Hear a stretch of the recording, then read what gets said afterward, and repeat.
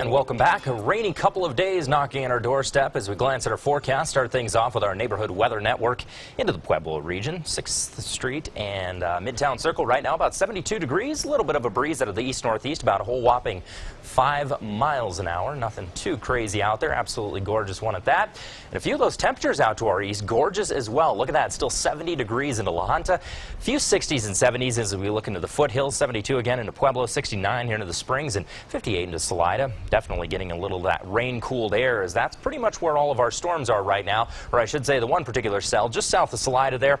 Seems like all the storms that have tried to make it into the region this evening is pretty much train wrecked with the mountains and dissipated as they try to move over. We have seen a few spotty showers move throughout the area. Again, Teller County did see a dose of rain showers, but for the most part, everything is really dissipated as it peaked over top of the mountains. Now, when we turn on that water vapor imagery and show you exactly what things are doing for us here, big area of low pressure off of the coast. That is what's streaming all that moisture into our area. So there's that moisture feed. As you notice, we start to have some showers kicking up even late this evening by about 11. They're going to last with us pretty much all evening. Pretty heavy cloud cover as well. Tomorrow morning, wouldn't hurt to take an umbrella with you when you're heading out to church or breakfast. Again, those rain showers moving throughout the area.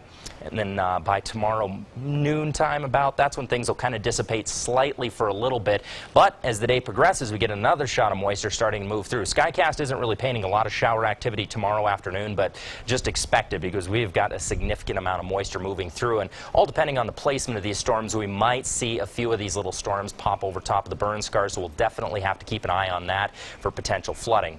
As for highs tomorrow, here's how things are shaping up. Much cooler than what we saw today into the foothills, looking at the early 70s and high 60s, about 67 into the Springs, 73 into the Pueblo region, and a few 70s and 60s into the higher elevations, and trying to make the mid-70s out to our east. As we check out the next 7 days, here's how things shape up for us. Again, bit of a cool down as we look into Sunday, but then temperatures jump back up for the first part of next week. Once that area of high pressure rebuilds, we'll see about 77, 78 degrees start to move into the area by Tuesday, Wednesday. But again, the biggest concern right now is going to be Sunday and Monday. We do have pretty significant moisture again moving off of that area of low pressure, and that's going to create pretty decent coverage on these showers. Looking at a week of the 80s after those showers into the Pueblo region. Looking at Canyon City right now, a little bit better coverage on those afternoon storms tomorrow and Monday.